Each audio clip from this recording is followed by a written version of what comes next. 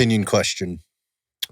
What are the two most underutilized movement patterns in most workout programs? I'll just leave it at that.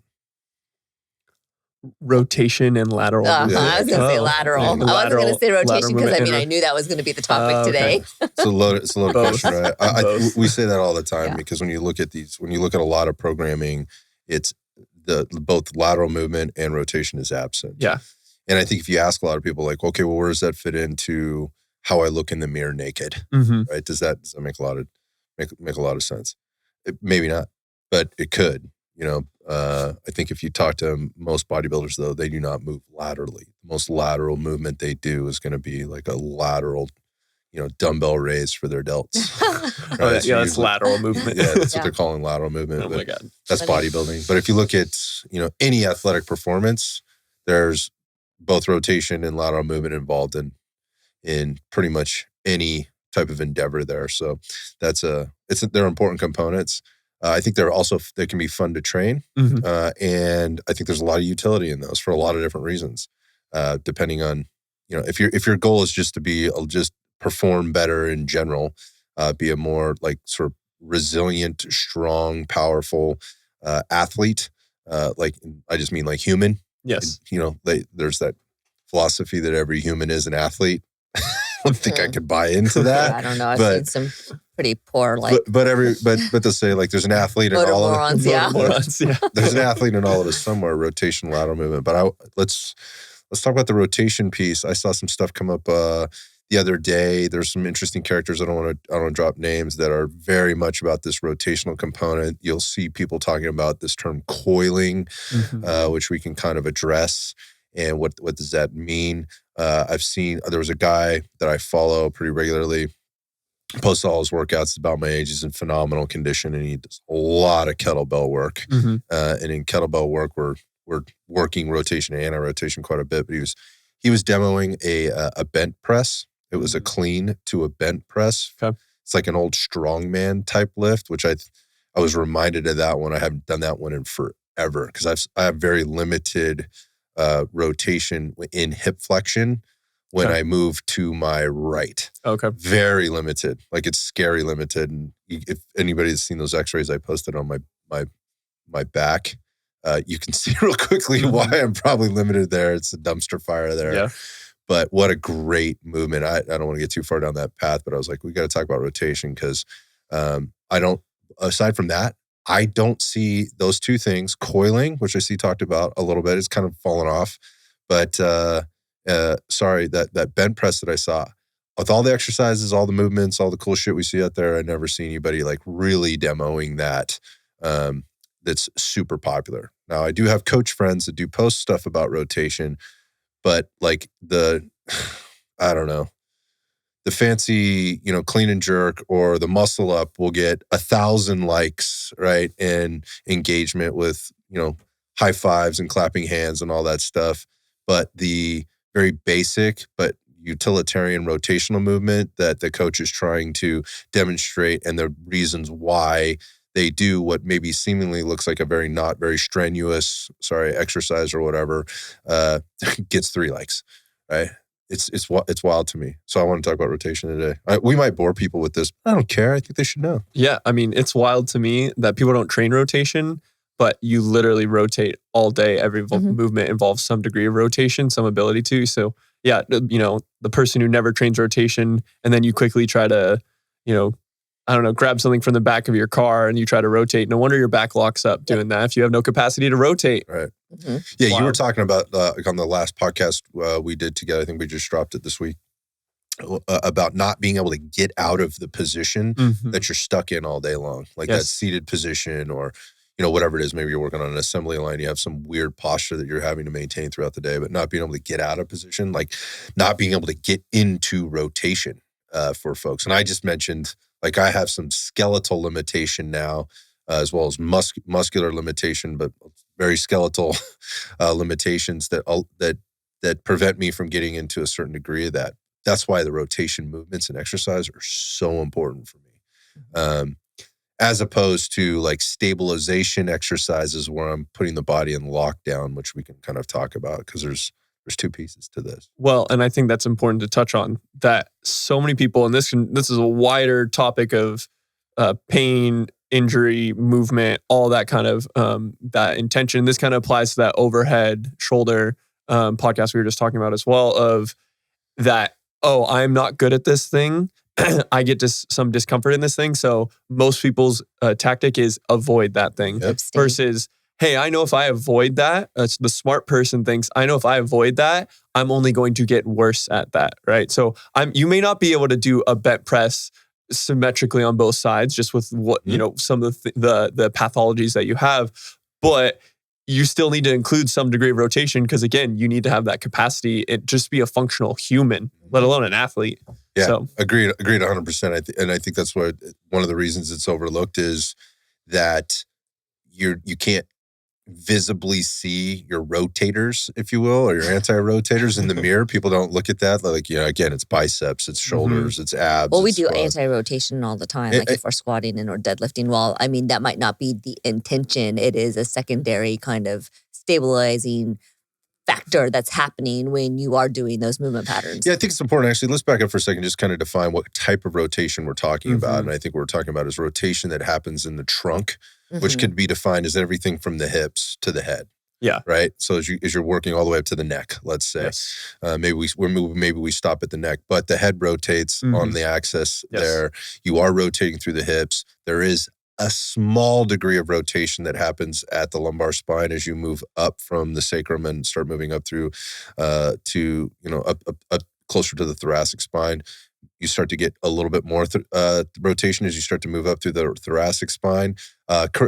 Help me out here. Where does the most degree of rotation happen in the thoracic spine? T8, T9. It's T8, T9. Yeah. So that's why it's so vital to release that junction for any rotational athlete. Yeah. So we're starting to move up. And then obviously as we get into the cervical spine, there's a ton of mobility as we get up there and above the shoulders. So as you move from the hips out, rotation begins to increase. I mean, one of the things I think people can really wrap their head around is they think about like, where does this happen in sport? It happens everywhere. Think of any club or racket sport or overhead sport. There is going to be some degree of rotation. Golfers, right? That golf swing is a power movement through rotation. Well, swimming as well. Swimming. Well, right? I mean, people may roll their eyes at this. Running, there's rotation around if you want to stay balanced in running, like around the pelvis and there's like this coiling, or not coiling, but there's this counter like rotation in the trunk and the hips that they need to disassociate. In walking even, there's rotation. Yeah, again, it's not something that's often trained. Things are usually, they look a little bit more static in the gym, in the weight room, if you will. But as soon as you take any of that stuff to the court, the field, the mat, the pool, wherever else, that rotation shows up. And so, if you're never training it, you're just expecting your body to be able to do it. And certainly like a squat could help you be, stronger through rotation. Like it can, like from a global perspective. So we start to look at like what's happening globally in terms of movement versus stabilization versus what's happening very locally or very specifically at T8, T9 and anywhere else in that particular chain. Those things are all super important. And we've said it before, we'll say it a million times, that is, you're only as good as your weakest link. And so if there are weak links in the chain, your body's going to have to find that rotation. If you're calling or demanding that your body gets into a certain degree of rotation, it's going to find it somewhere. Yes. Right? It will find it. And it might not actually be rotating to help you get into a further degree of rotation somewhere else. It might be more flexion. It might be more extension. And those are all very natural things for people to be dealing with. So it's not to say that everything has to be perfect, but how do you train? Like, how do you train it? What are some of the things that we see? Like, how do you maybe we just start with like, how do you assess it? Kind of where you're at? What are some simple things that you can do as an individual? What are the things that maybe we look at as coaches? What are some of the common things that show up? So how anybody listening can kind of go, hey, how do I know if I'm good or not so good in certain areas? And, how do I know if I'm getting better? And then what are some workarounds if you're not great? Or if you're maybe limited even on equipment to train this? This is a great part about rotation. You don't need really hardly any equipment. some equipment helps. Yeah. And then what are some solutions to becoming a better rotator or anti-rotator? Because I think if you talk rotation, you need to also be able to talk anti-rotation a little bit, but we'll talk about that specifically. So just from like an assessment perspective. Yeah. Well, I think the first big 3 keys that I want to see someone's ability is, can they isolate, can they disassociate, and can they integrate? Those like the 3 big parts of rotation. And you need to have some degree of that. So sometimes, I think when they're trying to apply this to their training, or the coach is trying to apply this to their clients, trying to skip steps. I think that happens a lot. So seeing, before I get you into a full integrative, a movement that looks like a racket swing, where you're maybe a Dynamax or a med ball rotational toss, where they're standing and they're getting hip movement. They're ideally, and if this is performed correctly, there is hip rotation continued into thoracic and whole trunk rotation. But a lot of times when people lack the mobility or the control or the awareness at certain degrees of this, is they're either over rotating at one component and they're not rotating at another, or I see a lot where they move in this kind of awkward block and there's not this continuation of rotation. So I think it's, when I'm doing an assessment on a client, before I ever even begin to build that, is I'm going to isolate that into its constituent parts. Can their hips rotate? And so there's movements for that. Can their thoracic spine rotate? Can they stabilize that rotation? And so I think that's the conversation of anti-rotation, where that comes into play, that there is merit to training anti-rotation to build into rotation. It shouldn't stay everything's anti-rotation, but it builds into rotation. So that's some of the keys I'm looking for initially. Yeah, that's awesome sort of breakdown. I think people can relate to that. Okay, so how do you kind of assess those things? So like somebody comes in, and then what do we typically see with clients or new people sort of walking in, and with regard to their ability or inability to kind of do this stuff? And I think part of it, for me, it always starts with awareness. You mentioned it before. I mean, we're smack dab heart of the Silicon Valley. We have, folks that sit a lot. They're not active. Most of our clients are not, I would say, like active. They don't have an active job, occupation that keeps them moving. Maybe that's different for a lot of folks. So they just don't have a lot of awareness of what they aren't doing, just kind of with their bodies, period, for the most part, right? So when you start to ask them to rotate, like, it feels initially for people really awkward, right? And they're looking to, like, I just need to get my shoulders from here around, but they don't know how to understand how to move everything underneath their shoulders to get their shoulders from here to here. Or to separate. Right. Yes. Or as Ryan said, disassociate. Yeah. So what are some of the things that you use for an assessment, kind of right off the bat, or things that people could use to self-assess kind of where their rotation is or isn't, and kind of to assess maybe where within that chain, like from the bottom to the top, where they may be limited or, really strong or really weak? I often, even though the hips are very important, especially with where we live, I look at thoracic rotation first. I will look at that like in some integration where I'm getting their full trunk rotating, but I like to isolate it. So one drill I like is I get you seated where your hips are flexed. So that limits movement at the hips. Generally put something between your knees so that inhibits it locks down the pelvis so that we're isolating up to the thoracic spine. I'll put some implement, like I can see feedback, like a PVC at the chest or on the shoulders, and I'll have them rotate to one side, the other side, and I can actually see, I'll look overhead and see the degrees of rotation. Maybe it's like someone like you has a very big discrepancies from one side to the other. That's like a more detailed. You can also just do like a side lying, getting in the like deep hip flexion, knees to their chest, see their rotation on one side versus the other.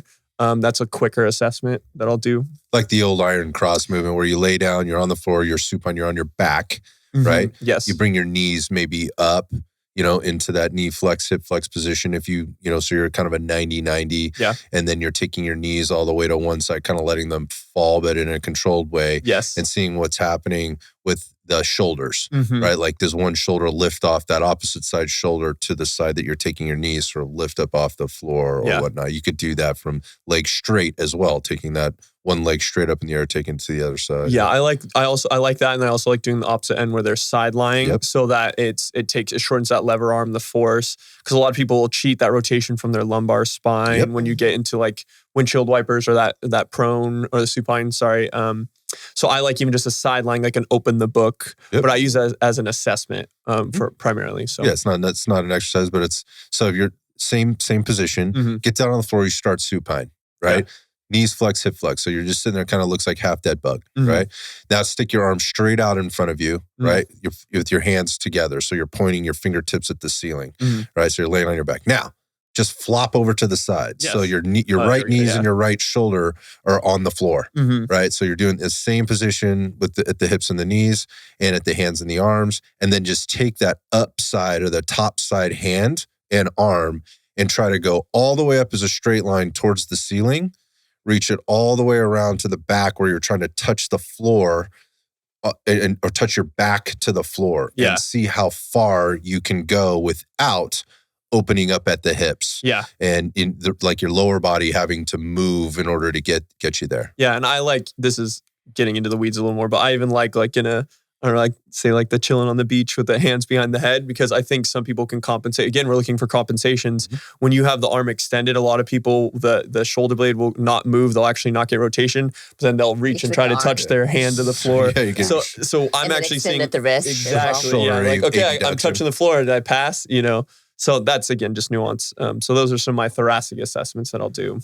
Yeah, that's awesome. So that's anybody that's listening can do that. Like, and kind of go in and see like, hey, am I tighter on one side than the other? I guarantee you're going to feel a little bit. There are some people that are super mobile, and maybe you need a little bit more of to a degree, a little bit more of an assessment, a little bit more of an advanced assessment. But at that point, like, how much rotation do you really need? And is, when is enough, or when does it reach the level of potentially too much?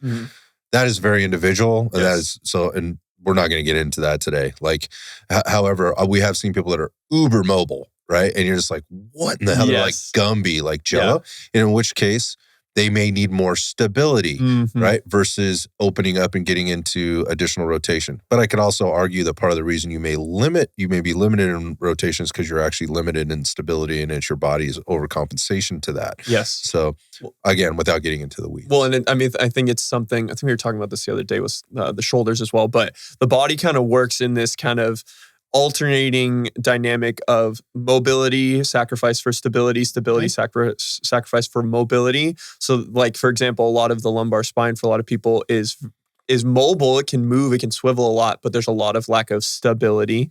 But when you get proper stability, whether it's learned in anti-rotation, but you have to apply that to the rotation, it creates a better rotation through the places that have more stability but less mobility, like the thoracic spine. So yeah, it's kind of a safety mechanism that the body has in a sense. Kind of looking at it, it's like you're not really stable here, so we're not going to let you get super mobile. Yes, right. But the more stability you create, sort of that safety mechanism or alert level starts to drop a little bit, and it'll let you get a little bit further into that, which again, that could be, it could also work the opposite way. You don't have very much stability, therefore you have a ton of flexibility. Yes. Not the same as mobility. No, not the same. Right? Mobility being your ability to control and pull your body into that rotation versus your body passively getting into that movement where you may need some more stability, more strength. So again, without getting too far into the weeds with that for general listener, rotation, important. Assess kind of where you are. That's a great way to do it.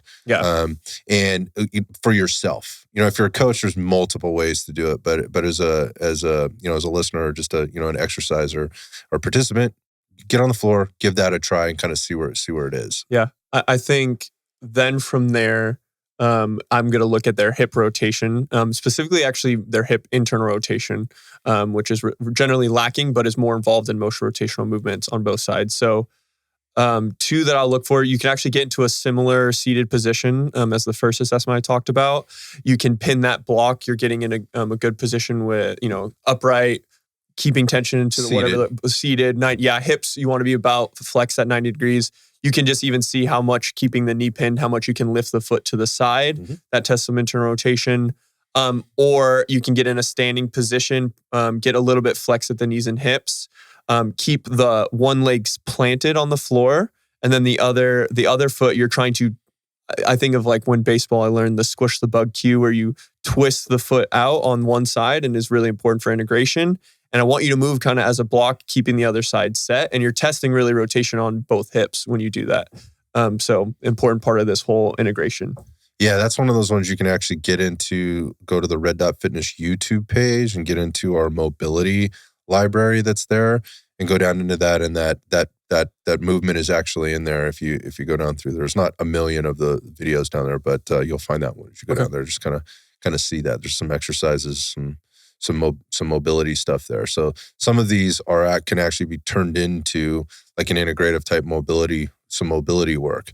And it may be where we spend quite a bit of time to kind of maybe do a warm up, get things awake, assess for the day, kind of where am I feeling from the other, my workouts from the other day.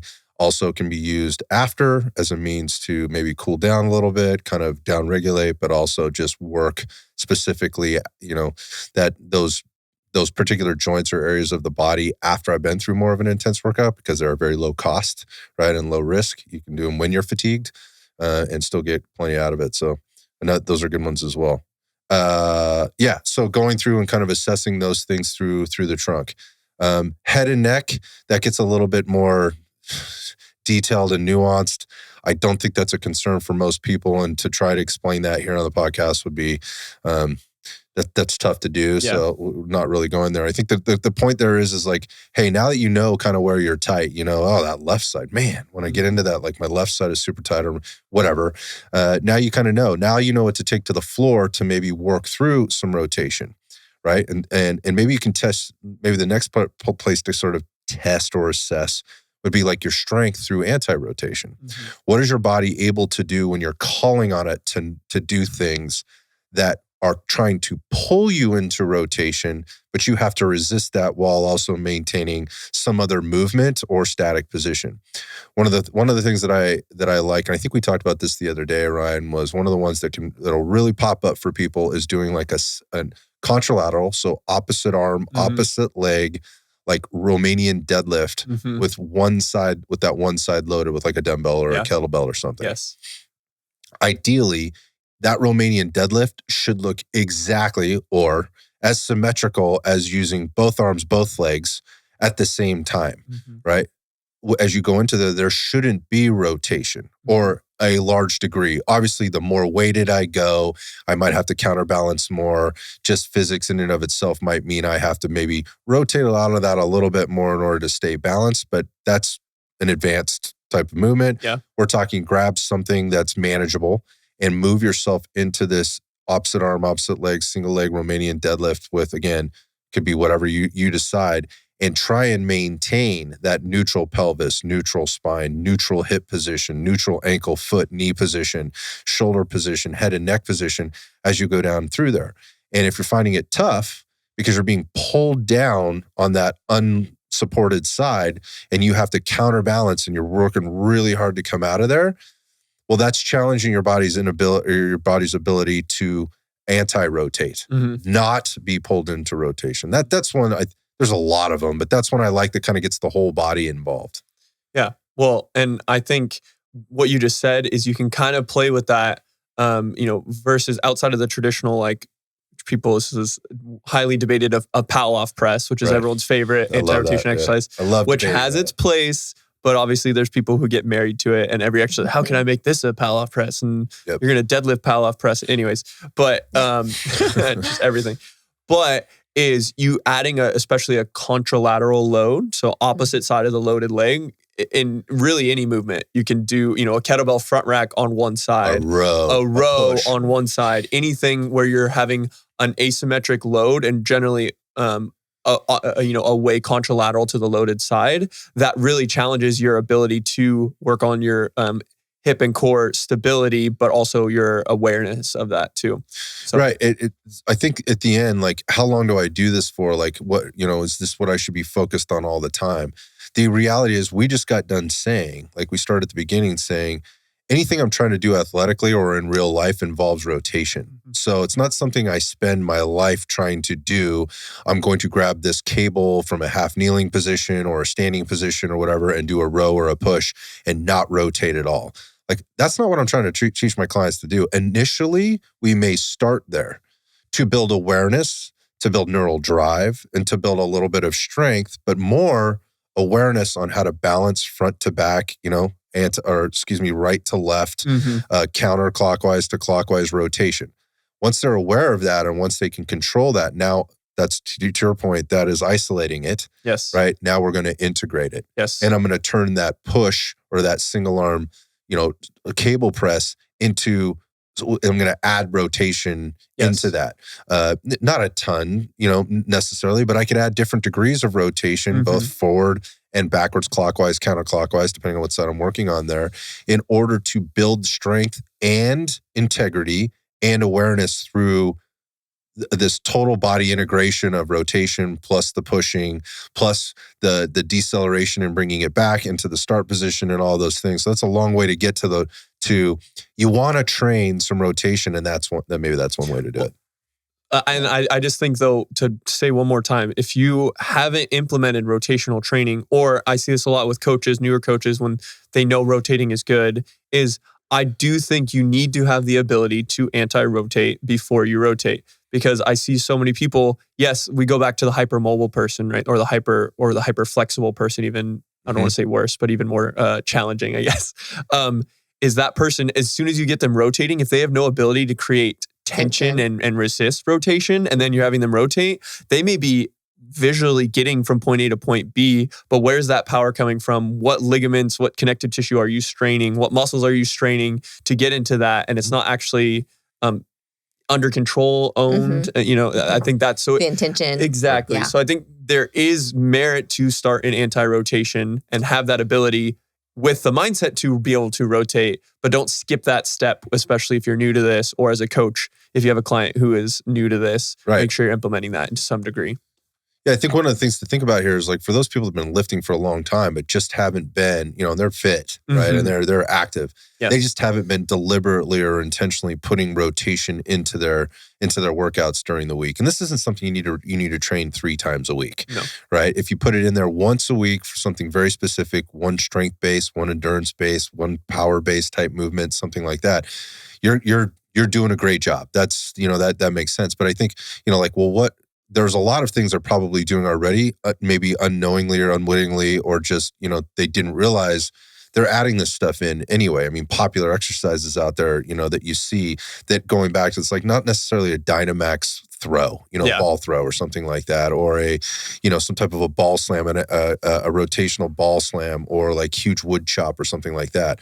But they're doing this. One of those things that I see is, again, working through, isolating, the thoracic spine in movement is just a single arm row, right? It could be like that bent over dumbbell row, but like that single arm rowing machine, like a old hammer strength machine. Everybody makes one where it's plate loaded on the front. You sit down in it where the pad's sitting on your chest. You reach way forward. You can do it 2 at a time or 1 at a time.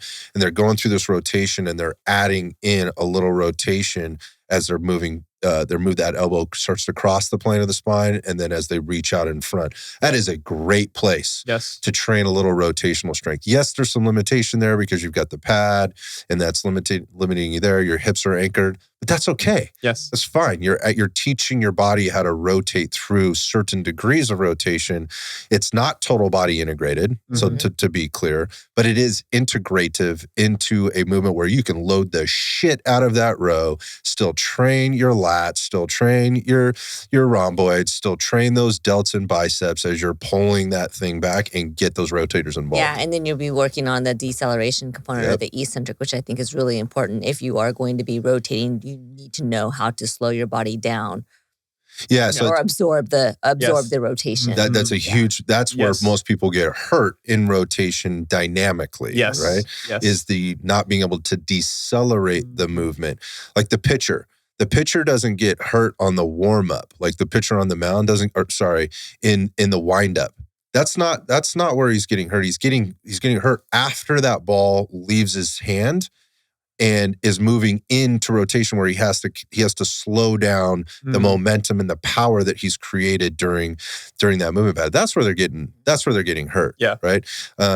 It's the deceleration piece. It's not like the acceleration into, that knee flexion or knee extension. It's the deceleration into knee flexion, right? With rotation where somebody's getting hurt. That's where the ACL ends up blowing up, those kind of things. So or the hip or the low back somewhere in the chain of the opposite side of or of the weight bearing leg because of that rotational counter effect, or I guess we call it the Serapi effect, right? Yep. So anyway. Yeah, no. The point of this is people understanding like how it's already being integrated, or how you've already integrated it maybe unknowingly into your workouts, or now how to pay more attention to it without having to change your workouts. Mm-hmm. Like you don't have to add extra exercises in, just add additional intention in, maybe a little bit more range of motion in that row now, right? Both in the pull, in the extension and in the flexion to integrate the spine, right? A little bit more, and or the hips and or the shoulders, whatever you're doing.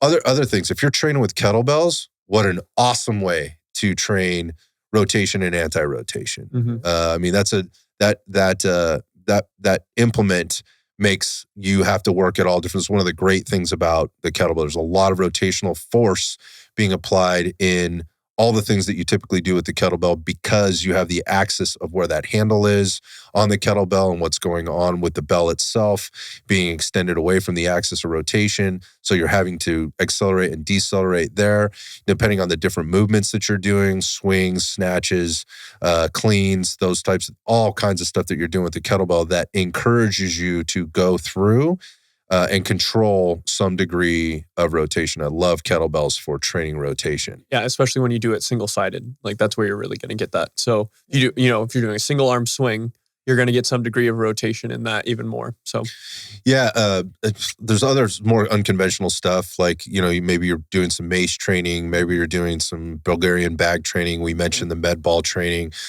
These are all things like if you're practicing jujitsu, dude, like do this stuff. Like these exercises can, and if done properly, certainly enhance what you have on the mat from a strength perspective, from a control perspective, an endurance, strength, power perspective. I mean, that it certainly applies there. Again, going back to the kettlebells in the bag, that also integrates the grip in an awesome way too. So that's just a case for those particular tools. Yeah. They're unconventional, but damn, they're super effective. I think when people think rotation, a lot of times they see like the old fashioned, or let's just say the more conventional type rotational movements, cable or tubing wood chops, or med ball, or even kettlebell type wood chop type movements. They're great, right? And they're a great place to start to kind of learn how to do that with control. And obviously you can load those and even quote unquote overload those in a very controlled fashion. But ultimately, like where I want my body to perform really well is in a dynamic, unstable environment specific to rotation. Like I want it to be able to respond and react to snowboarding, to throwing sports, to when I'm out on the range, running, turning, having to, move my body through space to square up to a target, moving around, running, turning, retro running, all those things where rotation is involved. I want my body to be really good at that. The level of strength I have there, right, in terms of like max strength or power for, rotation is not uber important. It's not. It's my body's ability to control that. And thinking about this from the outside in or the inside out, we talk about the core, right? Again, we could debate kind of what that actually means and what makes up the core. But when you think about it, we're talking about spine and pelvis, right? And where the root of your movement starts from and where the base of support really is for that. And it's going to be those things. That's where it all centers, right?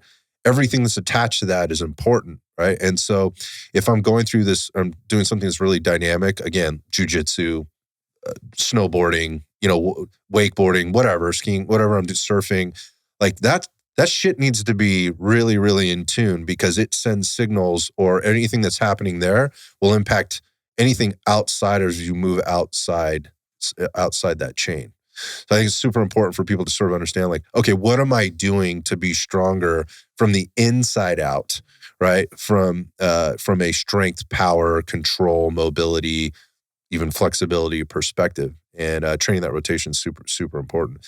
So again, if you have limitation, so let's talk about some of the workarounds and solutions to help, maybe improve this for yourself based on your assessment or based on what you kind of know about yourself now. Maybe you've got some skeletal, soft tissue things, muscular things that are limiting you. What are some things that you can do to kind of start opening this up for yourself?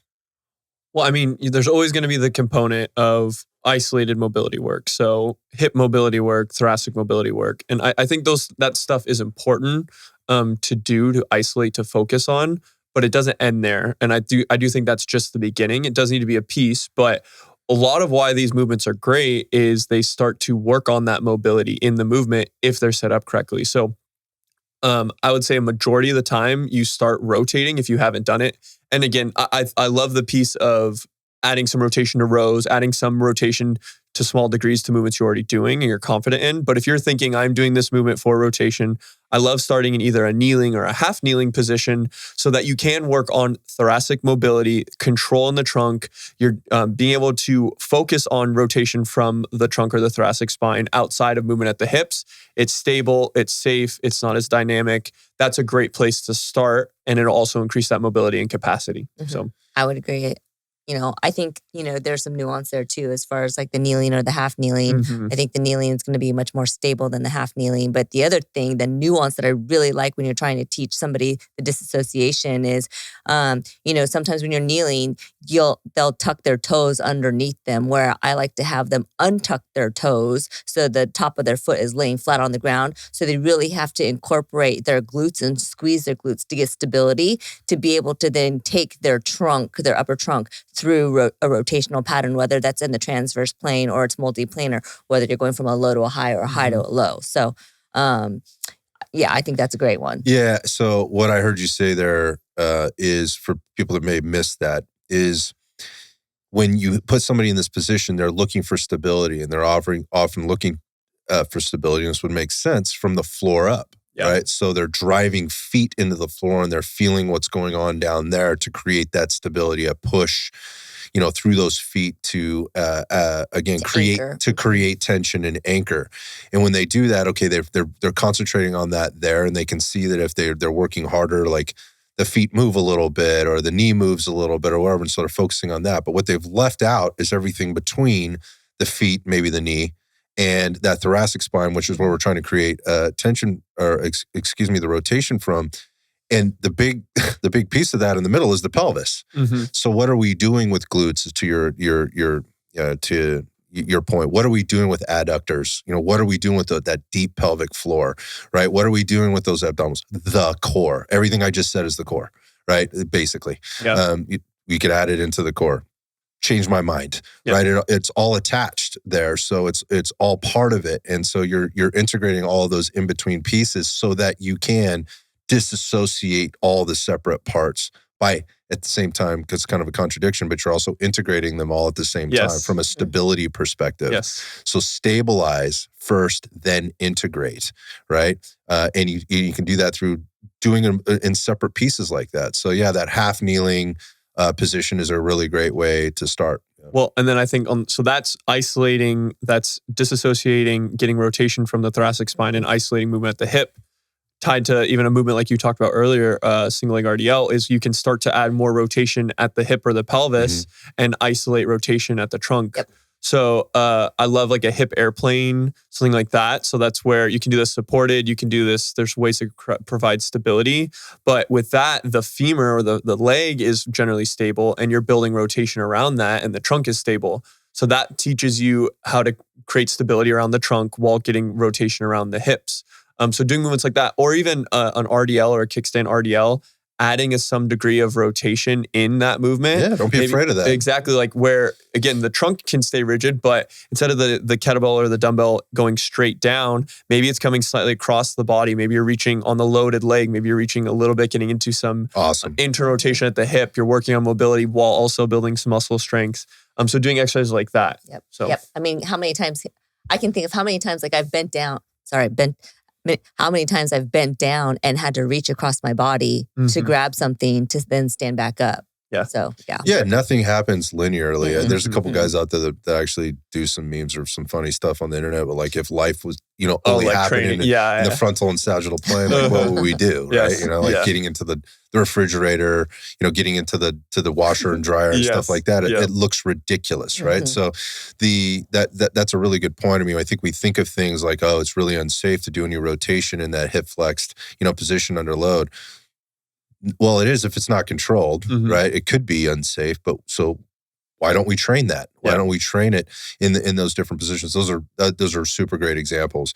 Cables, bands, free weight, whether it be kettlebell, dumbbell, whatever else. I mean, you can even do this with the barbell. Like, I don't recommend that, but you can. Like, if you're an advanced athlete or whatever, like, it makes sense. Like, with lower loads, right? In a very to your capacity, and controlled range of motion, like. Play around, like don't be afraid of that. So I'm thinking, like, when you say barbell, the first thing that came to my mind is the landmine. Oh yeah, Yes. We talked about that one the other day. We were talking about building overhead strength. The landmine is awesome for this because it is somewhat stable and allows you to do two things. One, rotate the bar or whatever you've got plugged into that. Again, we talked about the Viking press attachment. You get to rotate the bar around your body, or you can rotate your body around the bar. And it creates another point of contact, so you can create that stability and that tension, that co-contraction that we're really looking for. And that is like everything firing on from all angles at all sides to stabilize all the things in there. But so you have your stabilizers and then you have your movers that can then move efficiently around that. It's a pretty complex system, but when you think about that landmine, like, man, what a cool tool. And you can start moving very slow to doing things that are very dynamic, heavily loaded, and pretty advanced. Is what we could consider more advanced type work. You can do it on a very small footprint. Doesn't cost a lot of money. All those things. Those are great things. Maybe if we look at just a couple of things before we wrap it up here, and that is those people that are limited or maybe feeling like they're a little nervous about this because they have issues. I'm one of those guys. Like, I have my back, like I said before, it's a dumpster fire. So I got to be really careful and really control with this stuff. Where are some places to start to maybe build? Like, if you're feeling a little tender or a little nervous, like, and things to do to maybe get closer or get a little further down the line a little faster. What are some of the things that you guys like doing? I mean, I like something that's controlled. There's good and bad points about this exercise, but a dead bug, that kind of movement where you're stable, you're on the floor. So a dead bug, you're lying on your back, knees, over the hips, hands over the shoulders.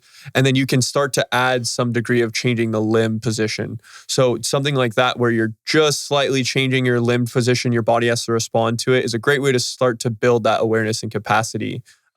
Then you can go into a bird dog, which is a little bit more challenging, right? You're on hands and knees now, but you're still adding a little bit of changing of the limb position. Then you can build in different loads, different intentions, different bear crawl, other things like that add where the limbs are moving before you really start rotating the trunk, and that helps your body respond to that initially. It's like the inside out versus the outside in type of way of looking at it. Yeah, one of the things I like to do to get somebody standing upright would be, I did this with one of our clients today, and it's an anti-rotation type of exercise, but I'll put the barbell across the rack and I will have her stand with her arms extended out in front of her at maybe a 45-degree angle or so, and push down into the bar and create stability and a co-contraction. But then over time, I will have her do that, but then also march in place. Another one that I like to do, which doesn't have as much stability from the bar, is to have them do that with a cable. So at a cable machine, I'll have longer straps and handles, and two of them, and I'll have them put their hands in the straps, and I'll put the load at a significant load to where they can still pull the weight stack off of itself, but it's not so heavy that it's pulling their arms out of the movement that I want them to hold in, and I'll hold. So there's tension there. Yeah, so there's tension, and I'll have them hold there, and then actually move into a marching stance at some point. Yeah, I think that's a great for one. time. I think for the marching, if you can build on that, is also like loaded carries or loaded. That's a great way to go. So to add, so whether it's marching, there's different benefits to marching or actually moving locomotion, but a carry. either it might start off with even loads, it might go into asymmetric, it may go to different points of the body, but that adds those forces, which again, such an underrated exercise, Yep. also overrated at the same time. Yes. You know, where do you put in a carry? How often do you do it? Like, at what point is it like challenging your grip more than anything else? And like, what am I really getting out of this? And then how am I assessing, you know, I guess, how am I applying it? Like, is it time that I'm in the carry versus distance that I'm in the carry? You know, those kind of things. I think that depends on goals sometimes. If you're testing for some type of a qualification process or, you know, assessment, like obviously you got to train to the test, right? But the point of this is I think carries are very, very applicable to this. And if you haven't ever added carries into your program, I highly recommend this. Oh, yeah.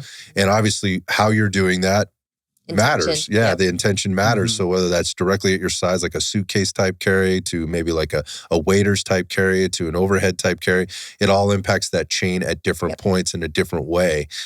Double overhead, single overhead, maybe heavier on one side than the other. There's all different ways to kind of do this. I just want to step back. So anyway, just that adds an element of rotation and stabilization, because if I am walking, I am rotating. Yes. So I'm rotating, and these are something that I do on a regular basis. My body's fairly conditioned to it, but now I'm adding load, and I can progressively add that load over time. You know, where do you put the carries in? I generally put them in mid to end of the workout. It's not something I'm doing right at the beginning. I'm keeping those things fresh for maybe my heavier lifts or my more dynamic lifts when I need to have full capacity to do those things, to produce as much power. Get as much stimulus and produce as much power as necessary to get the training effect that I'm looking for. And then when I have a little bit more, you know, I may have a little less left in the tank, I'm not going for my maximal lifts, my higher, you know, RIRs and things like that. I can throw these things in and make it work for me. It's not to say you couldn't put it at the beginning of the workout. Just saying, you do you. That's generally where I would put it. But one of the other things, like going back to the coach and kind of understanding how to disassociate and feel that rotation, is one of the things is like we're talking about expecting a client or somebody to. This is for somebody that may be having a tough time with this, by the way. But we're expecting a client to kind of make the connection between, again, like feet and thoracic spine. Like, what's everything in between? Dude, that's hard. Like sometimes, like you guys just opened it up. I don't know if it was this one, the last one, about the motor morons. Yeah. Like that. They just don't have like any coordination, any relationship, you know, between even like their right and their left side. Like there's a lot of work that needs to go into this learning process. And so one of the things you can do is, even from like is whether it's a standing position where they're holding on to like the post on a squat rack or a rig or something like that, where they're trying to create that tension, is just to get your hands on them and grab their hips and make that and have them counter into that rotation, or rotate into that pressure of your hands, that you can control that. They're getting much different feedback, because there aren't too many machines out there that actually give you direct feedback to the hips. I mean, we got 1 million hip extension machines now, right? When you go to the booty machines, every gym's got 3 of them now. The point of this is like, you can get your hands on your client, you can really push and pull on there and get them, even from like a planked position. I was just thinking about that, like the planked rows and putting my hands on somebody's I was hips. going sort of, you know, progressive. You know, standing is very regressed, right? Everybody does that most of the time anyway. So you get your hands on them, then put them in a plank position and see how that feels, right? Much different. And you'll see them have to really switch on, and you'll then you can cue them to, now what I want you to do is drive, you know, as you're pulling up on that right hip, you know, I really want you to drive this foot, that opposite side of foot and hand into the floor, and really counter back into that. So they're feeling where that rotation or anti-rotation is coming from. Yeah. And I think that's an easy way to kind of get their attention. You don't have to stay there and do sets and reps of this. Yeah. It's more of like an awareness piece, so that they remember. And then if they forget, you can put them right back into it and go, okay, here. It's a great way to maybe start a workout, or start into, you know, where you want them to be most aware of their rotation or anti-rotation. Because again, I can kind of switch things on and bring sort of this mental and physical awareness to what it is that you're trying to get out of the day, right? From an intention perspective. Yeah. Also very safe. Very safe. It's very low risk. You, the trainer or the coach, has your hands on them. You can feel the discrepancy in one side over the other. So you know how much to give or not give. So there's like a push and pull going on there. Get permission to put your hands on your client, I would say. But it may look a little funky it may feel a little funky if you're not used to doing stuff like that. But, our clients around here are like, we've got hands on them kind of all the time in one way or another. They get it. It's part of the program. So that's one way to do it. Yeah, I think just building on that, like adding some sort of perturbation, so some sort of dynamic movement they're stabilizing, whether it's you adding that movement, or you can do it this is where like the unstable surface and other things can come in or can come into play with that dynamic control. So yeah, when you say perturbation, it's adding an outside element of destabilization, right? So they're not necessarily standing on a stable floor. Yeah. I hesitate with this one, but we'll use it like whether it's a Dynadisc or like a Bosu or something like that. That could be an element of that. They could be on a stable floor as well. Yeah. Yeah. That might be unstable for them. It could be the unstable surface or some other outside unstable element that like we look at the bands, you go like into the Palloff press as an example, like the Palloff press where you got what we call it like the chaos press or whatever, where I don't know if you've used that one. Oh, yeah. And I love the chaos press, especially they can add that dynamic themselves. And we've been working a lot with like a chaos or an earthquake push up. So it's kind of working that plank position, while getting a push up, while getting dynamic, hip, shoulder, core stability, all that. So yeah. And it's some pauses as well. Oh yeah, I think it's in class tonight. Actually, I think we got them. Yeah, yeah. So you'll see that stuff pop up in there. You'll see, it's not something that gets a lot of again, going back, like a lot of play time on, social media or whatever, if you're going there and kind of looking for inspiration. If you dig into YouTube, there's a ton of stuff there, a ton of really great stuff there. It's not necessarily, be careful about the type of exercise that you're using. It really doesn't have anything to do with that. It's more, those are just movement. It's a movement pattern. There's so many different things you could do. Hopefully nobody's getting overwhelmed by all the stuff that we've talked about. And the big takeaway is, one, get some rotation into your workout. Be super aware of it and get it going in there somewhere. And two, understand where you currently are with your level of rotation in terms of your ability, right? Or capability of rotation. Like, where is your body currently so that you know where to kind of start to stack these things in. And to Ryan's point, maybe from the beginning, it's really like, first off, we need to understand how to activate or stabilize this, like in counter rotation. Like, what are we doing to kind of switch things on and understand how this thing works, right? Then we can start to add a little bit of movement or dynamic movement, and you progress that from things like lying on the floor to half kneeling to standing to all kinds of different positions, so that you can start to add in different stuff. Easy stuff to do are those wood chops. I mean, that's a great way to kind of just play around with it and kind of feel like you're doing some rotation. And by the way, even if you weren't very good at any of the stuff that we just talked about, like, add something in there. Yeah. Right. Get something in there. Like working, again, frontal and sagittal plane all the time, like just with your basic machines, dumbbells, barbells, things like that. Like, it's limited. You're limiting yourself. That transverse plane is super important. And in some cases, you're probably already working it to some degree. You could just be doing it better. And if you're not doing it at all, there's a ton of ways to do it. I mean, we put that in there's rotation in every one of our programs. You are going to rotate. If you're working with us as a client, you're rotating, right? The best coaches I know in all the different levels, they're athletes, right? They're clients. They're all deliberately rotating, and there's a lot of emphasis put on their clients' ability to be able to do that well, and then then have some fun with it too, because life doesn't work in straight lines, right? It doesn't. So let's learn how to move through space differently. I think, and you could have a lot of fun doing this. There's so many cool things that come along with it, and because going back to the integration piece, you're not just generally doing that just with the spine and pelvis. Like, this extends to all the other limbs. There can be high cost in terms of energy expenditure. You can get a great workout with some cool, with some cool rotation stuff, programmed in there. So, and it still works the same as everything else, with regard to skill first, right? And then once you build on that skill, let's build a little muscle around that through some basic movements.